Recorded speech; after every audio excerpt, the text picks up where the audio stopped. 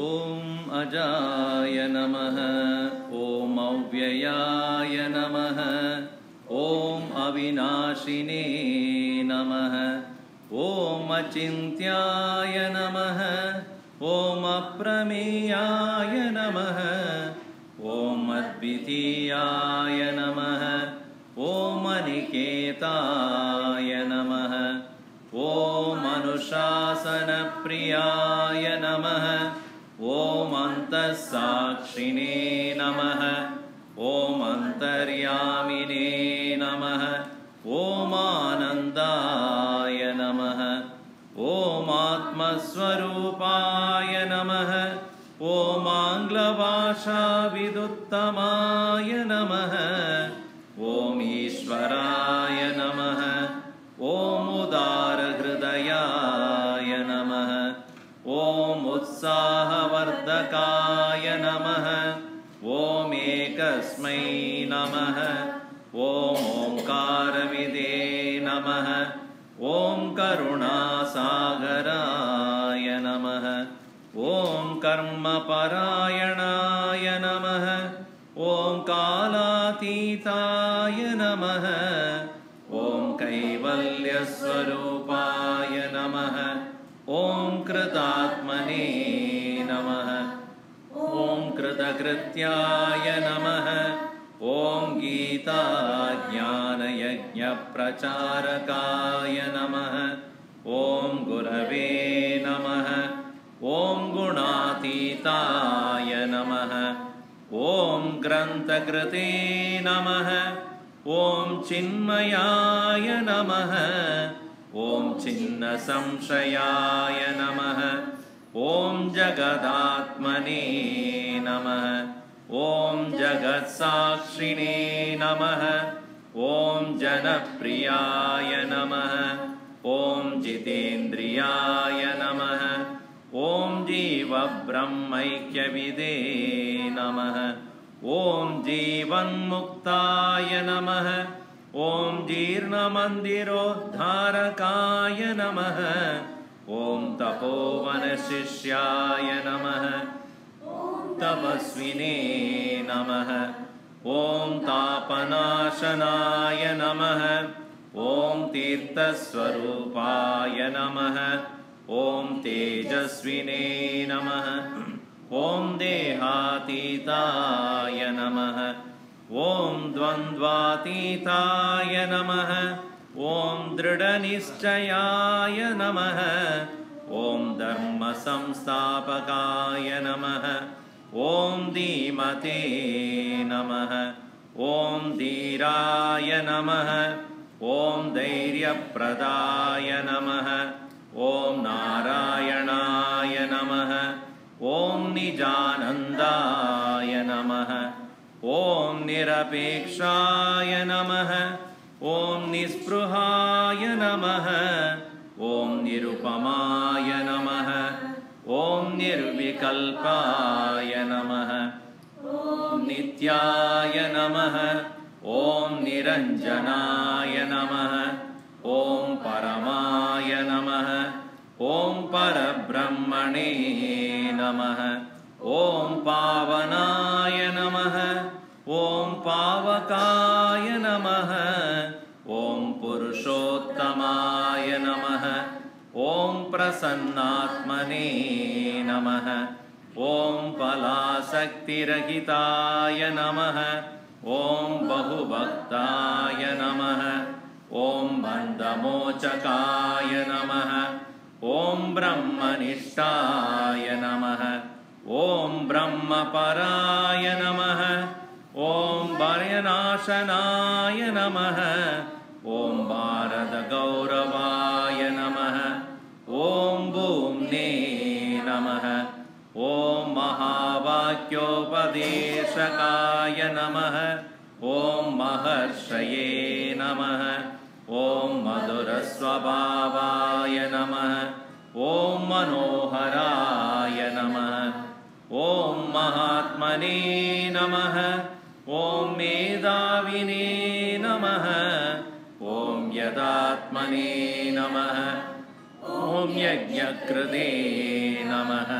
ॐ लोकप्रसिद्धाय नमः ॐ वाग्मिने नमः ॐ विभवे नमः ॐ विनोदप्रियाय नमः ॐ विनयशीलाय नमः ॐ वीतरागाय नमः ॐ वेदान्तवेद्याय नमः ॐ शान्ताय नमः ॐ शान्तिप्रदाय नमः ॐ शास्त्रोद्धारकाय नमः ॐ शुद्धसत्त्वाय नमः ॐ श्रुतिपारगाय नमः ॐ श्रोत्रियाय नमः ॐ सन्न्यासिने नमः ॐ समबुद्धये नमः ॐ सच्चिदानन्दाय नमः ॐ सर्वहितचिन्तकाय नमः ॐ सत्यसङ्कल्पाय नमः ॐ सन्तुष्टाय नमः ॐ साधवे नमः ॐ सुमनसे नमः ॐ सुहृदे नमः ॐ स्वयं ज्योतिषे नमः ॐ स्थितप्रज्ञाय नमः ॐ क्षमाशीलाय नमः ॐ ज्ञानमूर्तये नमः ॐ ज्ञानयोगिने नमः ॐ ज्ञानतृप्ताय नमः ॐ नित्यशुद्धबुद्धमुक्तस्वरूपाय नमः ॐ नित्यशुद्धबुद्धमुक्तस्वरूपाय नमः ॐ नित्यशुद्धबुद्धमुक्तस्वरूपाय नमः ॐ श्रीचिन्मयसद्गुरवे नमः ॐ श्रीचिन्मयसद्गुरवे नमः।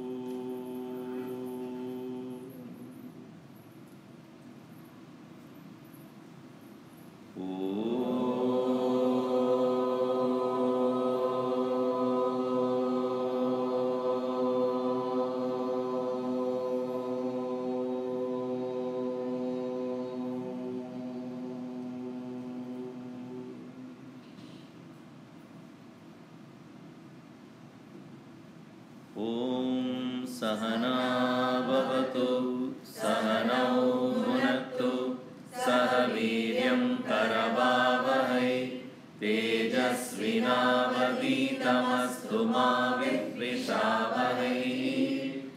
ॐ शान्ति शान्ति शान्तिः। समस्तजनकल्याणे निरतं करुणामयं नमामि चिन्मयं देवं सद्गुरुं ब्रह्मविद्वरम्।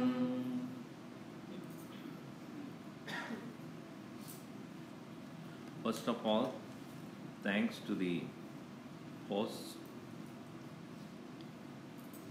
Also, if you can come this side, I can see you both together. Birthday boy. We are in the project of speaking on the 108 attributes of Pujya Gurudev. Name of a person should express the character of that person, but usually it is not. But when a living person is given such glorified attributes, It is not because we want to call him somehow or the other. It is not that. One name will be sufficient. But the very purpose of these attributes are to show us the nature of that person and how we can reach to that level. On the one hand, it is the glorification of the Mahatma. On the other hand, it is what we need to do as sadhana to reach that level. In this way, we have taken to explain 108 names, and we have completed as of yesterday 31, and yours is 32. The 32nd is Jagad-Saakshine Namah. Yesterday I was in Pasadena area. I was talking about the previous name, Jagad-Atmane Namah. There are two words clubbed together in that, Jagat and Atman. Atman, in English it will become Atman. There are two words like Jagat and Atman. And I was explaining about the concept of Jagat. You can sit down. So Jagat, I was explaining, and the people in front of me, some of them were working for JPL. So I was explaining the various theories about the concept of universe, origin of the universe. There are three famous concepts of origin of universe which we find in discussions in Vedanta. One is called Arambhavada, the theory of beginning. Second one is Parinamavada, theory of transformation. The third one is Vivartavada.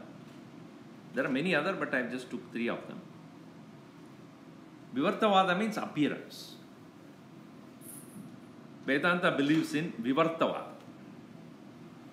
Vivarta means the Lord himself is appearing as the universe in different ways.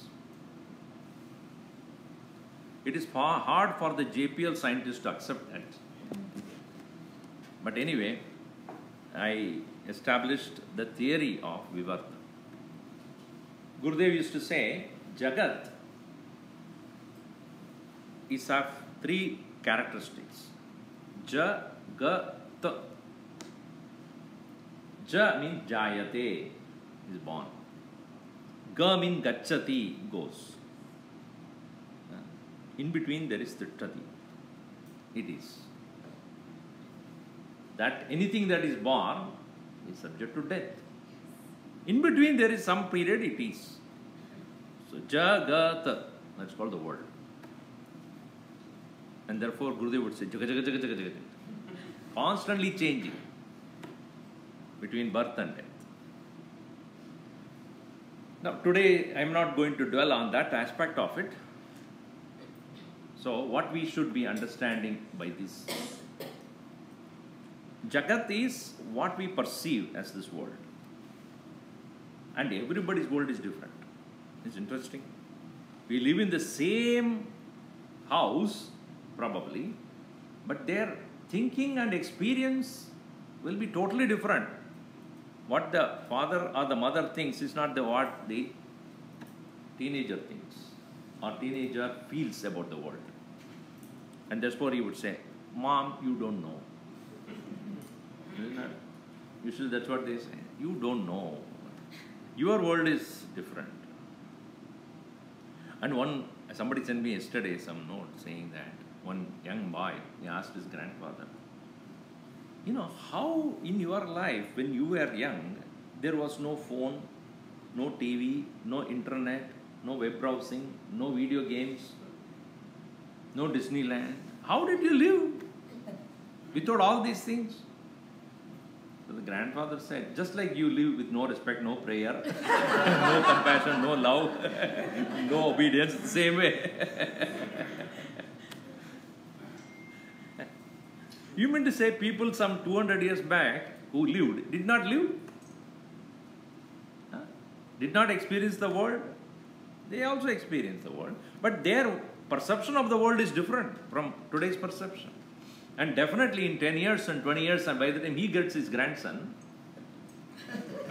you will. At that time, what will be the experience of those children at that time? It will be different. And there even priorities are different.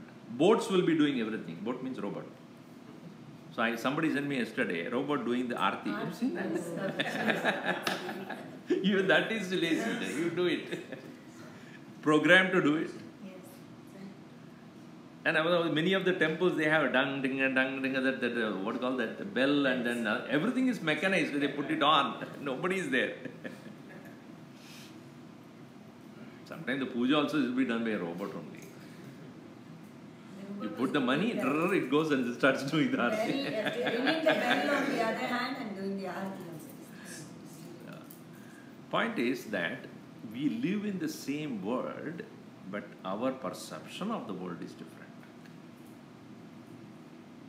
And Gurudev explained in the BMI chart very clearly, body, mind and intellect we all have. We face the world of objects, emotions and thoughts.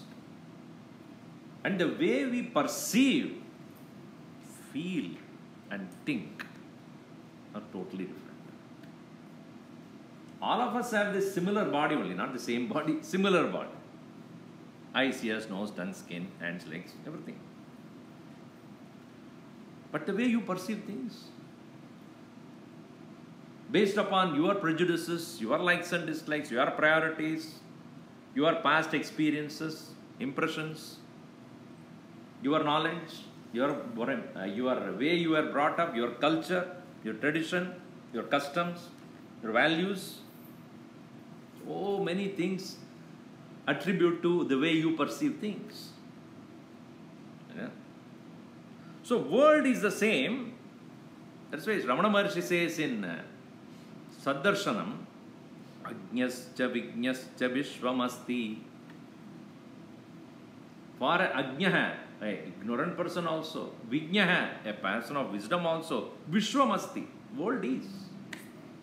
But the way a man of knowledge will perceive is not the way a man of ignorance will perceive. If you happen to put me in a concert with Anirudh, for example, and please don't put me in the first row. Nothing wrong with your singing, but I do not have any knowledge of music. Therefore, I will be snoring. I mean, now itself I will tell you, if you happen to put me on the first row, I will snore. Because I have absolutely no idea about music, then how will you think that the other person next to you will be, wow. I will be sitting there doing nothing. I can't enjoy that. So is it not? The experience that the person who is next to me will have about the music will not be the mine. Just like many people who come to Vedanta class and sleep. Same thing. I have no idea about what's going on. That's why, Swamiji, last time I brought you after intermission. Good, very good. And nothing wrong. You are singing very well. But I do not have that knowledge. So what can I do? So Jagat is the same. World is same. But how we perceive depends on hundreds and thousands of different possibilities. So perception of the world is different. Feeling the emotions are different. Thoughts are different. Therefore, the PFT, perceiver, feeler, thinker, is the jiva, the individual. And what is that which makes an individual so think differently, feel differently, perceive differently? It is nothing but what his past impressions were. Somebody singing?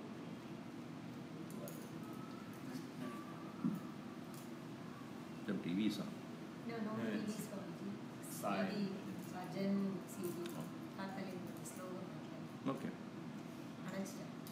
So, the vasanas or past impressions literally guide us, control us, dictate things to us. If you are walking into a restaurant to eat, and you have been to that place earlier, and you had a nice masala dosa there. Next time when you go, you look for that only. Why? You had an experience. And if it is positive, you look for it. If it is negative, you look for something else.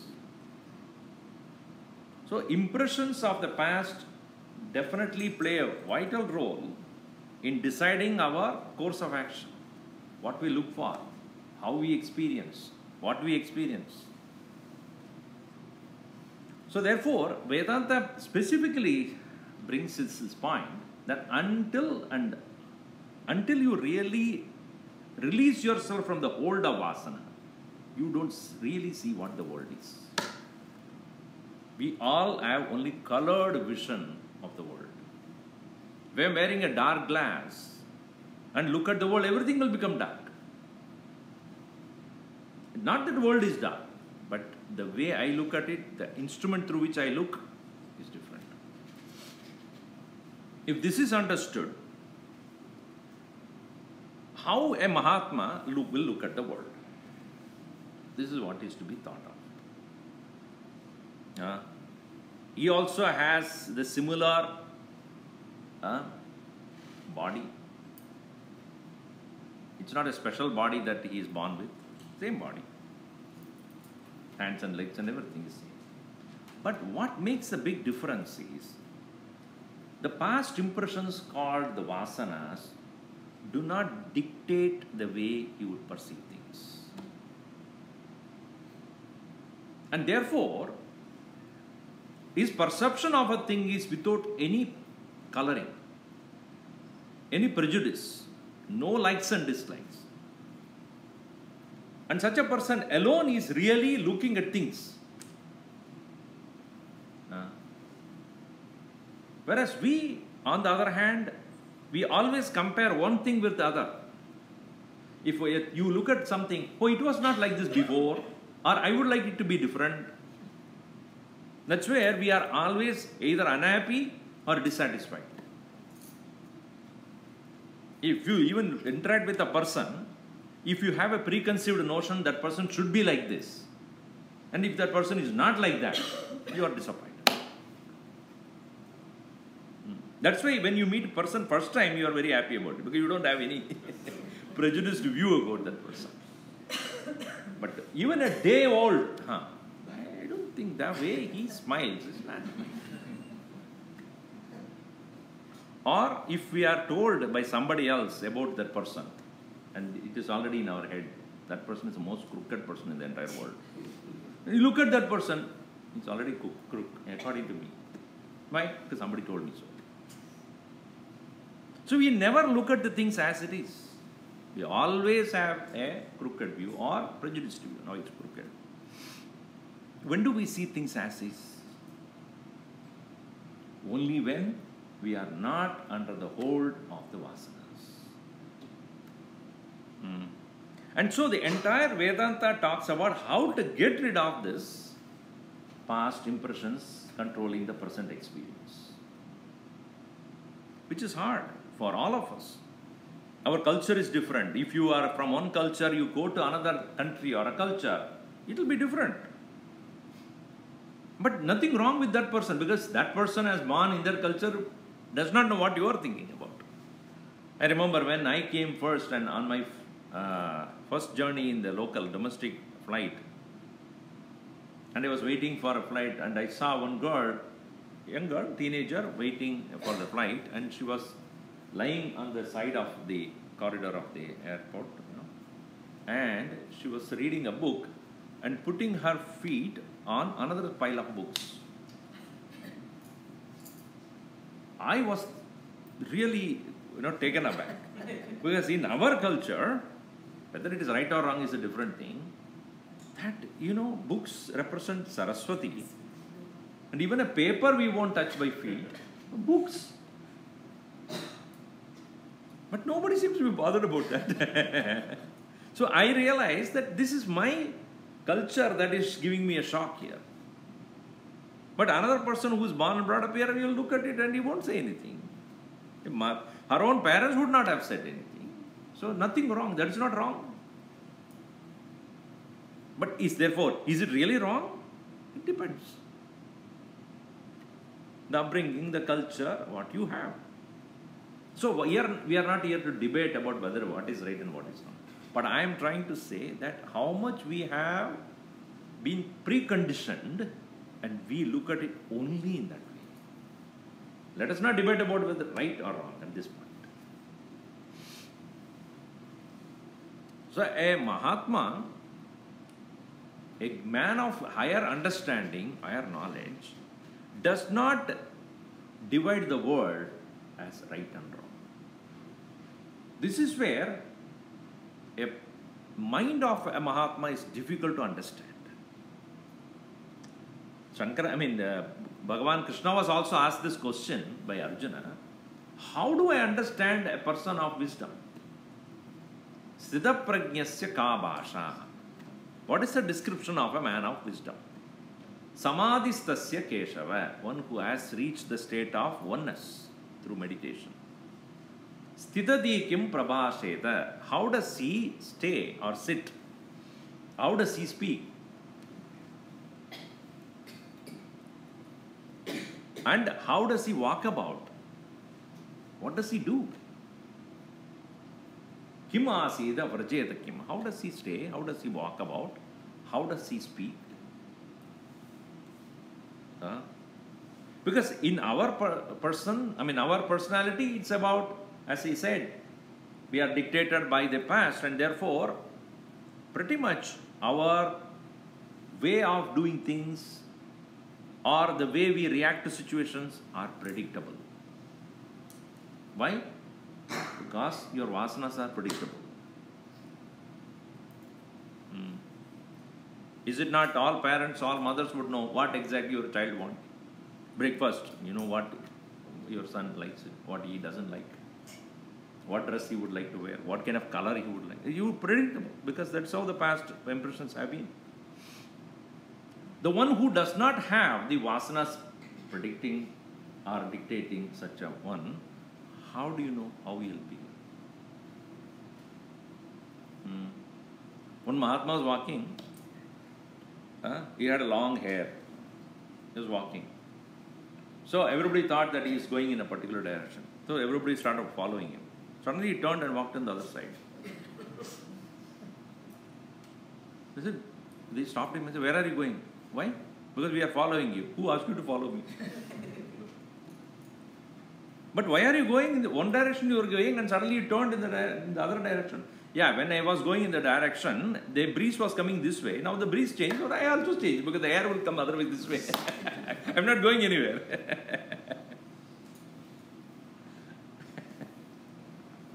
So that is why it is said, a Mahatma's ways are like the trail left behind by a bird. Look at a bird flying. Does it leave a mark on the sky? Can you follow it? After 1 hour, okay, this is where it went. You cannot. So is the nature of a Mahatma. You can never say, this is how you will do things.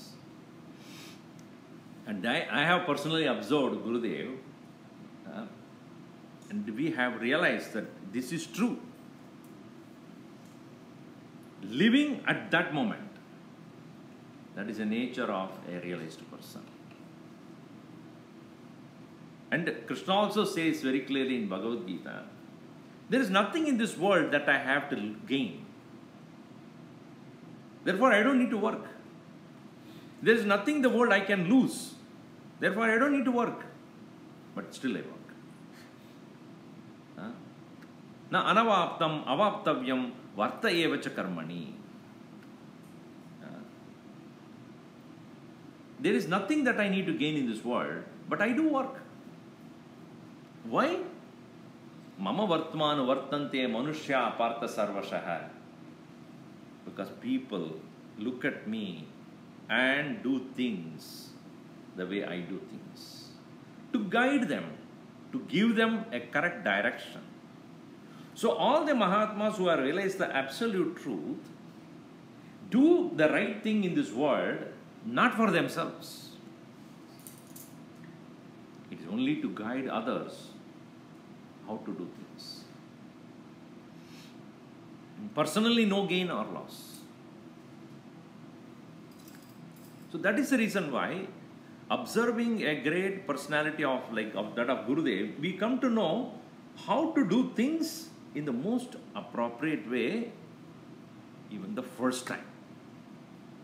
It is always true that you do the mistakes and then learn, and then do the right thing again. They make more mistakes. You learn, but that is not the way a Mahatma does. Do it the right time first. It is therefore necessary for we the sadhakas who are trying to follow the correct way of living by observing a person of that knowledge. Okay, this is about how a Mahatma would engage in this world and how he would perceive things with no prejudices, no preconceived notions, no likes and dislikes, no intention to gain anything from anybody. And such a person who does not want anything from anybody, he will behave with everybody in the same way. We, on the other hand, if there is a person whom we need to get something from, we will be very, very cordial to that person. Very, very nice to that. Or if a person who is not anything to do with us, we become indifferent to that person. Is it not true? I remember once Gurudev was there in Delhi. I have said this before also, but I don't mind saying this again.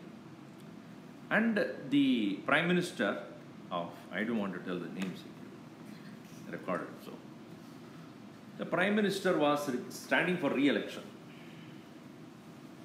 And he was in Delhi. And so, the Home Minister suddenly appeared in the place where he was staying. Suddenly with a whole retinue. White ambassador car, those times, 80s and 90s. Came, and the people who were sitting next to Gurudev were very surprised. Why is this officials, that is, union ministers are coming to see Gurudev. Probably he was given an appointment, they were given an appointment. They landed, and then the security guard came, and then the Home Minister walked in. And Gurudev, okay. So he got up and then went to the next room and then closed the doors. Within 2 minutes, both of them came out. I don't know what business it could be in 2 minutes. So Gurudev came and sat down, and the Union Minister with all his retinue went away. And Gurudev closed his Krishna, Krishna, Krishna. So everybody is curious. What happened? One person had that gets to ask him, Swamiji, yes, I know what you're going to ask.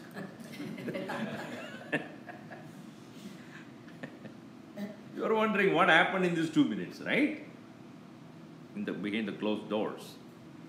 He came to tell me that today evening in my talk I should say a few good things about the Prime Minister. I said, get out. That daringness, why it is, I have nothing to gain out of this person. What can you do? And today what we see is everybody is afraid of political or any other clout, or any person, a rich person comes, they try to appease. He was not at all like that. Never. He will not succumb to any kind of pressure. And that is the hallmark of a saint. I am not obliging to anyone here. What is right is what I do. Mahatma Gandhi was like that. A serious discussion was going on about a political situation in India when the British was still ruling. Nehru was there, Sardarji was there, Vallabhbhai Patel, and all of them were. You might have seen in that movie also. Suddenly Mahatma Gandhi gets up and goes away. In the middle of the meeting. They were all surprised. Where is he going? He went and took some grass and started feeding the goat there. And Nehru comes there and says, do you know that we are seriously talking about a political situation and you are giving grass to the goat? He smiles at that. That may be important to you, and this is important to him. It is supposed to eat the grass, and it was not, and I was watching, and it needs to eat grass, and that is important to that. I have to attend to it. Unpredictable. And you may think that this is stupid, but it is not. He had equal importance to even that so-called mute animal. It also needs to be taken care of. So, from his standpoint, there is nothing which is to be considered low or high. Every person is potentially divine. Nobody is considered low, nobody is considered high. That's what it is. He may be born in a low caste or in a low level of existence. That person is equally capable of realizing the highest truth. Who is not? And there is history that proves even a person who has no education can also equally a bhakta of the Lord. How can he or she not? How can you deprive of such a person? A saint, therefore, does not turn away from anyone. He will not ignore any person.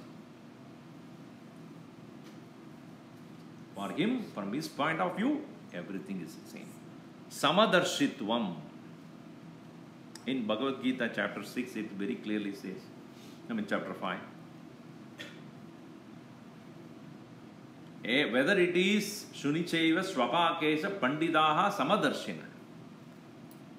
Vidya Vinaya Sampanne Brahmane Gavihastini Shunichaiva Swapakesha Pandidaha Samadarshina.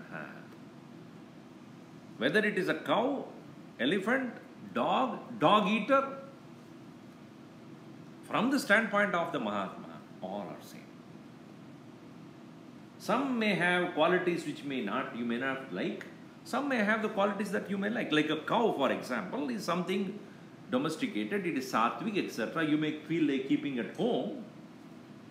A dog may not have the similar qualities. It may be most extrovert and rajasic, ferocious. But from the standpoint of a Mahatma, both are equally divine.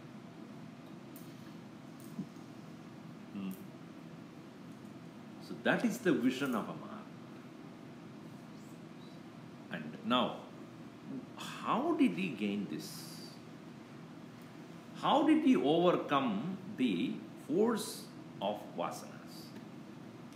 This is what is to be focused now. That will become our sadhana. Yes, we all have a most prominent aspect of our personality is our mind. And you know what I mean by that. That which has plenty of desires and constantly dictating you what to do. And the mind is that which is always in a state of fickleness. It never sticks to one thing. Previous night you might have put an alarm to wake up at 5 o'clock. Let's say. It's the same mind. Next morning, it will switch off. 5 o'clock. I don't think Saturday morning, 5 o'clock, anybody would get up. Who says that? Who says body? Mind. Who said that it wants to get up in the morning? Yesterday, mind. See? The mind which wanted to get up is the same mind which says don't get up.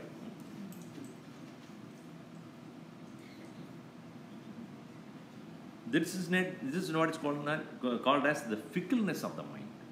Sankalpa vikalpatmakam manaha. Sankalpa means deciding. Vikalpa means going against it.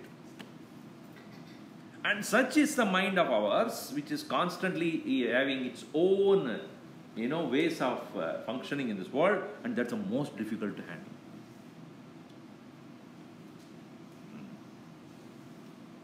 And therefore, Gurudev has written in many different places that the way to handle this fickle nature of the mind is to make it listen to something higher than itself. And that is called buddhi, intellect. So first and foremost sadhana what we must have is submitting the mind to the dictates of the intellect. Once you know what is right, uncompromisingly, one must stick to that. This is itself is very difficult for us. As Mahatma Gandhi would say, Satyameva Jayate, it comes from Upanishad, Mundaka Upanishad. Satyameva Jayate Nanradam. Once the intellect has become convinced that this is the right thing, uncompromisingly stick to that. Because the mind has this habit of not following anything. All our habits are the mind only. And all our habits are not necessarily good ones. Why? Because it doesn't taste for it. That's all it is. It got used to it. So, but when you start asking, is it useful to me or not? Then you realize that whatever mind fancies, not necessarily is good thing. That's why it is hard for us to change to different diets, etc. I'm used to this eating. How can I give up? That means you are working from the mind, not from the intellect. Once you know this is not good for you, uncompromisingly, no way, I will not take it. Buddhi has to be made strong. If you are not using the buddhi, you become buddhu. Buddhu means stupid. And human being alone is given this faculty of deciding and following through.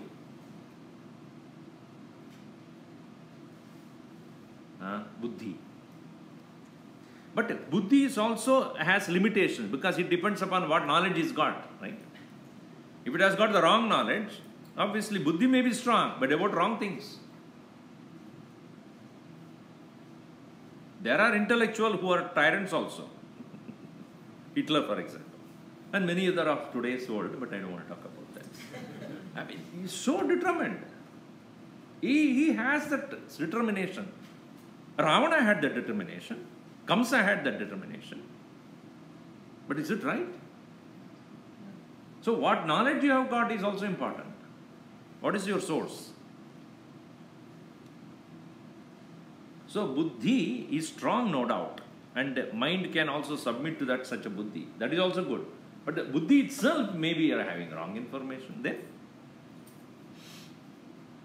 That's why it has to be referred to the higher one.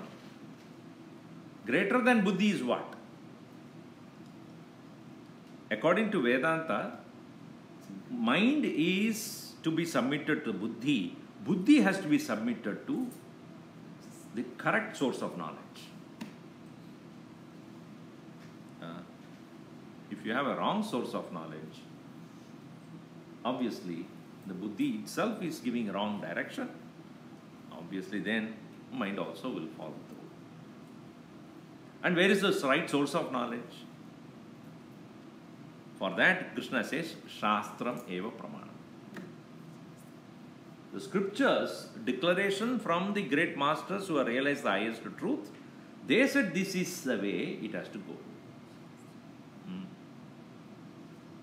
And that Shastra alone can give the correct direction to things. By Shastra, I do not mean do's and don'ts. Shastra starts talking about do's and don'ts. But from as you proceed further to understand Shastra, you know that it's not do's and don'ts. It's about facts and figures. Is it not science also? When you are studying at the lower level, first grade, second grade, and all the way 10th, 8th, 9th, 10th, when you go, what is said to be, oh, don't touch fire because it is hot. That is, don't. It is don't and do's. Do's and don'ts. And later on you understand why. I am just giving you a very simple example. So, at one level it is do's and don'ts, and you now come to understand why do's and don'ts. Many people just remain only at the level of do's and don'ts. Why you don't do it? Why? I don't know. My father did not do. You don't do it. Why? Why should I do? Why should I not do? So Shastra gives explanation on that, what it is. So once you understand the higher understanding of the Shastra, then you percolate down into do's and don'ts, and you know why.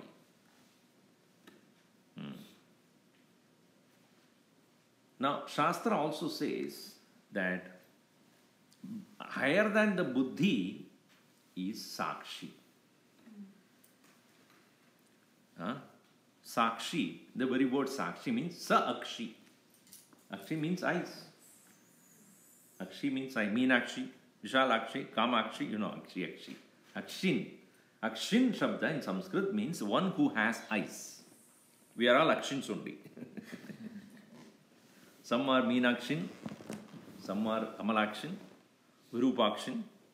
Bhagavan Krishna is known as Virupakshaha. Virupakshaha. Virupa Akshaha. One who has eyes which is turned upside the other way around. Virupa. It's called Virupa. This. So, Akshi, we all have eyes, but are we using it to see? Please note this point. Are we using it to see or to witness? Is there a difference? There are, see, now I say you see. It is said the two madrasis when they start talking, you see? You see? Oh, I see. See, looking is what we usually do. But when we pay attention, it becomes seeing. No, seeing is what we do. When we pay attention, it becomes look. Similarly, when we hear and listen. Did you hear that the AC is switched off? Huh? Now listen to the silence.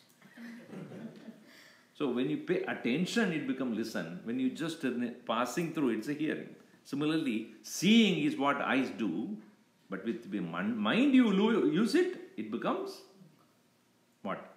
Look. Now, with the eyes we see, with the mind we look, with the knowledge you witness.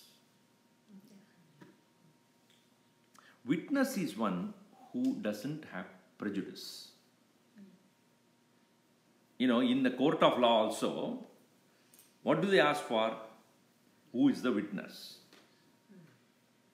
The witness should be one who will say things as it is perceived by him. If he says, is this a person whom you saw going into the room or murdering? I think so. Then it is not allowed. I imagine him so. Because he doesn't like him. I think so. I think so is not a sakshi. It is true. It's a fact. And therefore they look behind, go for the background of this sakshi also. Is he have enmity of this guy? Is he prejudiced? Is he supporting someone for the sake of something else? Have he taken money from someone else? If he has done any one of those, he is not a sakshi then. Sakshi must engage in doing or expressing what is a fact. And as we know, knowledge is all about the facts, not beliefs. The science also says that sun doesn't rise or set. It is earth that is moving, and therefore sun never has a movement. That is a fact. But what is seen? Sunrise. That is seen. You see that? You see sunrise. But what is the fact? Sun doesn't rise. What are you looking at now? Same sunrise. But how are you looking at it now? From knowledge. Correct or not? Correct. So when you look through the knowledge, it is called sakshi. When you look with attention, it is looking. Darshanam. Darshanam means to look at it with great attention. So when you go to a temple, what do you do? Darshan. भगवान का दर्शन होना चाहिए, right? Interesting point is, you looking at God is one thing. You have to find out whether God is looking at you. That is very important thing here. Many times we go to a temple and the Lord's form is there, but the Lord's form should be in such a way that it must be looking at you. Then only it is called darshan. You looking at it, it's like somebody says, I know Obama, I know. That's not the point. Whether he knows you, that is the question. That is what Bhagavan Krishna says in chapter 12 also. Many people call themselves as devotees, but I will tell you who is a devotee. Adveshta sarvabhutanam maitra karunayevacha nirmama nirahankaraha samadukka sukakshami santushta satadam yogi yatatma dridanischaya. He gives a whole description of it. Then such a person is my devotee. Not anybody who calls himself. So when you go to the temple, you may look at the Lord. But the point is, whether the Lord is looking at you. If you go to a party and you are invited to go there, and when you reach there, you realize one person whom you don't want to see. Or because you took some money from him, and that person is also invited in that party, and you want to hide from, him seeing you. You may see him. Oh, he should not see me. So you hide. Whenever he comes to that room, you go to the other room. And then it's also mentioned. At some point of time, you are face to face. He is looking at you, you are looking at him. Now, can you escape now? Because if he is looking at you and you are not looking at him, you can say, I never looked at you. Or when you looked at him, he is not looking at you, you can say, I never saw you. But if you are face to face, then what will you do? I can never deny I saw you, nor he can deny he is seeing you. That's why Bhagavan says, Yomam pashyati sarvatra sarvam cha mayi pashyati tasya aham na pranashyami sacha me na pranashyati. He who sees me in everyone and everyone in me, such a person will never lose my attention. He will always look at me, and I will always look at him. When you go to a temple, Bhagavan hai, with that knowledge, when you look at it, he will see you.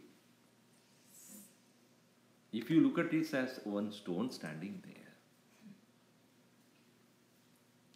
which you may do puja also, kuch nahi hoga. So, buddhi is submitted to witness. Buddhi is submitted to the right knowledge which shows that the Paramatma, the Lord within you, is a constant witness to everything that goes on. Every thought, every emotion, every feeling, every perception. The Lord is a constant witness to this. And when you identify with that witness, and from that standpoint we look at the world, from the Lord's standpoint we look at the world.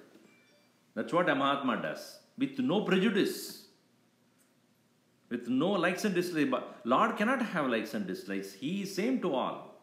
Samoham sarva bhuteshu name dveshyosti napriya. Nobody is dear to me, nobody I hate. I am same to all. And that is the standpoint of the Lord. And Mahatma reaches that point saying that I am not going to be influenced by the vasanas, likes and dislikes and prejudices. I will look at the world like the Lord does it, looking at his own creation. With no low and high, no right and wrong. That's why Bhagavan, when he showed Vishwarupa Darshanam, he said, Kauravas and Pandavas, both are me only. Those who are getting killed, those who are killing, apparently, both are me only. Can I make a difference between this hand and that hand? It's one and the same. This may be right, this may be... Oh, this is the left and this is right. Somebody sent me a beautiful quote today. Which direction should I go? To the right Huh? Where nothing is left? Or go to the left where nothing is right?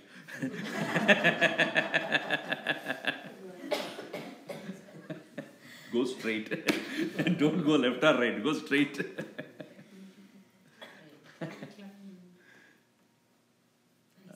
So, भगवान के लिए left right नहीं होता है, straight. I don't want to be a leftist or rightist. What is? So whether Pandavas or Kauravas, good or bad, right or wrong, ugly or beauty, creation, destruction, birth, death, same. That is a Sakshi. With no preconceived notions. To every situation, every person is a fresh new person to him. He never bring the past of a person to pollute the present. That is the nature of a Mahatma. And from that is the standpoint of the Lord. And such a one who has reached that witnesshood is Jagad-Saakshine. And to that Guru, our salutations. The Jagad-Saakshine Namah. Now, that's why I said the names may be, whatever be the name that we give. But when we start looking at deeper level of what that means, we should know what our sadhana should be. What should be our practice. This is not about doing puja and rituals and chanting names and doing some kshetratan and going to places. It's about going deeper in our understanding to know how a Mahatma is and why that attribute is given to such a Mahatma. And how is it possible for us to reach the same state? Om Sarve Bhavantu Sukhinah Sarve Santu Niramayaha Sarve Bhadrani Pashyantu Ma Kaschid Dukkha Bhavet. Om Shanti Shanti Shanti Hari Om Sri Gurubhyo Namaha Hari Om.